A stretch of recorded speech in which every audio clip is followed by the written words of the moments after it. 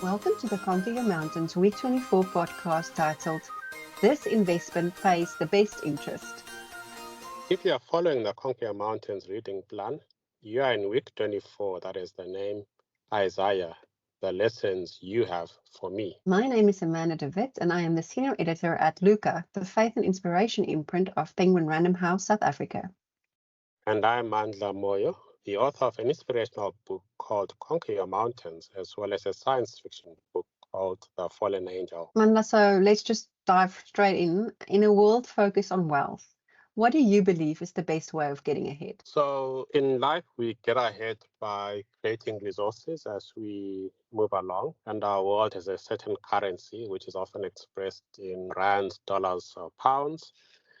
And ideally, to get ahead, you need an investment that can give you a steady stream of wealth, because that investment becomes a tool in your hand that enables you to survive and thrive. And it can be tangible or intangible. And just to explain what I mean by that, because I'll talk about it throughout this podcast. Something tangible is a house, for example. You look at that house and you live in it. So by living in it, you save money, or you rent it out and it creates money for you. But what comes before that house is intangible. Intangible is something that you can't touch, but it actually helps you to create things. So before that house came to be, an architect sat down and drew a picture of that house. So they were using intangible skills, the ability to create concepts. And those intangible skills created a tangible house. So I think to get ahead, you need to be focusing more on the intangible skills that will help you to create tangible wealth. Okay, this is interesting. Tell me more. What are the intangible tools for creating tangible wealth? So I'll mention a few examples. The one example is your network, your social network, because having a social network, and that can be people that you know, people that you connect with on LinkedIn or wherever you're connected, that opens your doors to collaborations, to job opportunities, to business partnerships. Another intangible tool is the way you look after your body, because that helps you with your mental function and your productivity. You could also have your emotional intelligence, which helps you to deal with complex situations. Then there's entrepreneurship and innovation, and those are intangible tools that help you to spot opportunities and to know when to take a calculated risk or when not to take a calculated risk. Financial literacy is another intangible tool, because people who are financially literate know about concepts like compound interest, diversification, how to manage financial risk, and they make better financial choices. And the last one is knowledge, the ability to always learn and to be curious.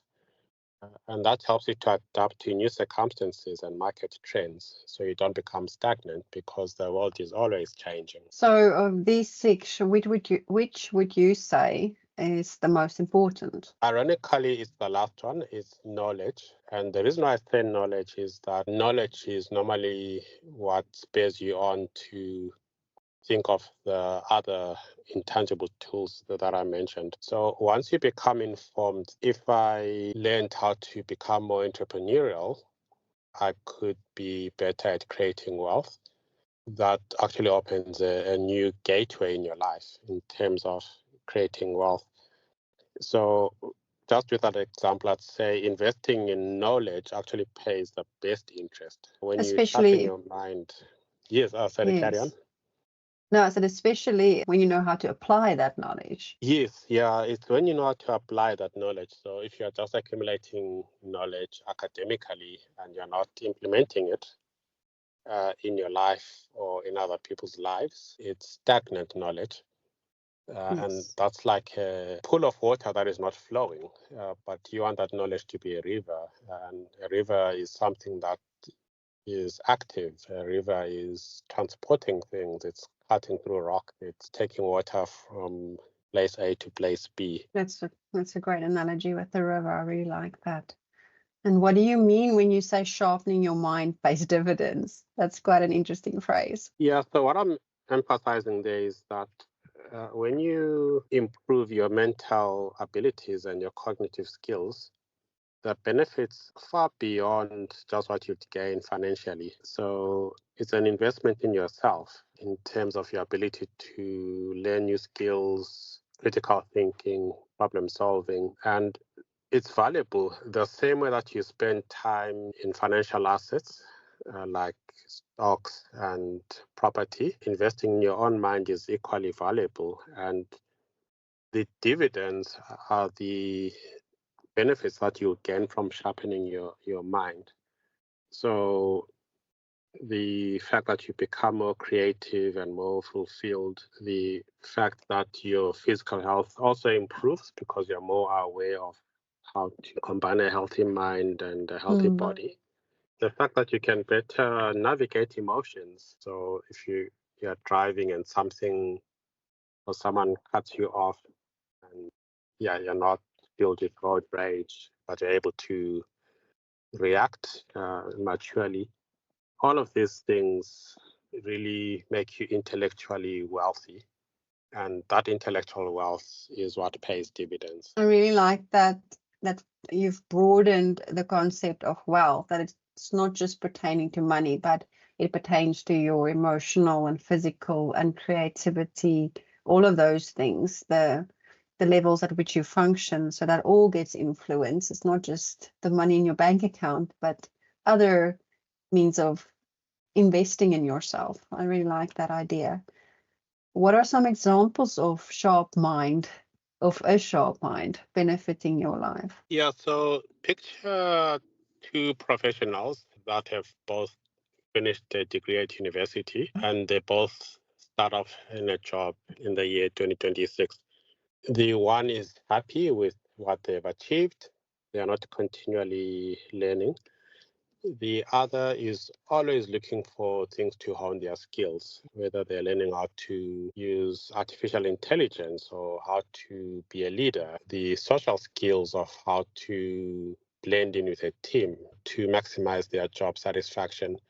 If you track those two professionals over a period of 5 years, you'll find that their outcomes will vary totally differently. They came in with the same financial resources, they came in with the same degree, but the one that invested in themselves only has got intangible rewards, like they're happier and they've grown, but you'll find that they have tangible rewards. They've probably been promoted quicker and they've been able to reinvest what they've made in financial assets. So it just reinforces that you can never sharpen your mind too much. Whatever you've done, just double it or triple it, because you'll never go wrong with that investment. Do you perhaps have advice for people who invest a lot in other people's affairs to help them grow and then lag behind in investing in themselves, how they can maybe get a better balance in terms of that? Yeah, it's a necessity in life. I think we all need people like that who give more of themselves to us than to what they need. I think if they are growing from investing in others, that is a form of growth, because if you think of it, they are becoming a lot more emotionally aware of what other people need, and it helps them to react better. It helps them comprehend difficult situations with empathy. But I don't think there's anything wrong with investing more in other people than in yourself. I think it's really part of the circle of life. For example, if you have a mentee, if you mentor someone, it's not that you are benefiting directly as a mentor.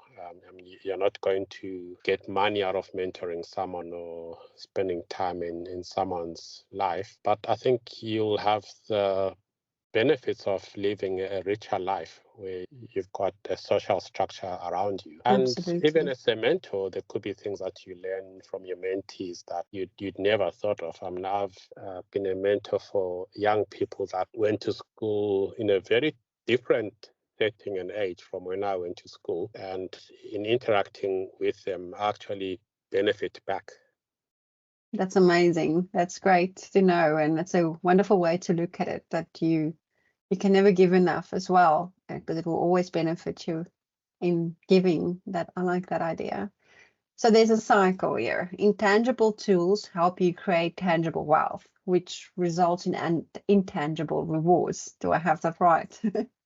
Yes, it is. And it often reminds me of the story where this rich man approaches some poor person who's sitting, just lounging by a river, fishing, having fun. And he's like, your life is not meaningful. Why don't you be more career driven and do this and do that? And if you're successful, you'll have a meaningful life. And then the poor man says, okay, then what will that mean for me?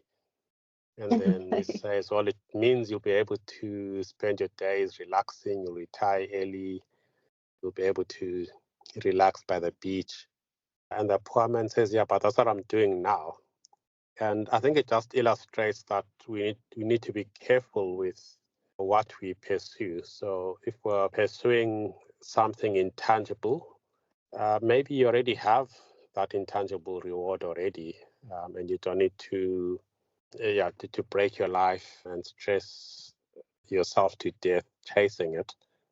But if you're following a goal that is bigger than you, a greater purpose, then it will be worth you really pulling your socks up, sharpening your mental skills, and giving back more to society. I really like that as a motivation to invest in yourself, to be able to do something bigger than you and to reach a greater purpose. I really like that. That's a great motivation and a reason to keep the passion going.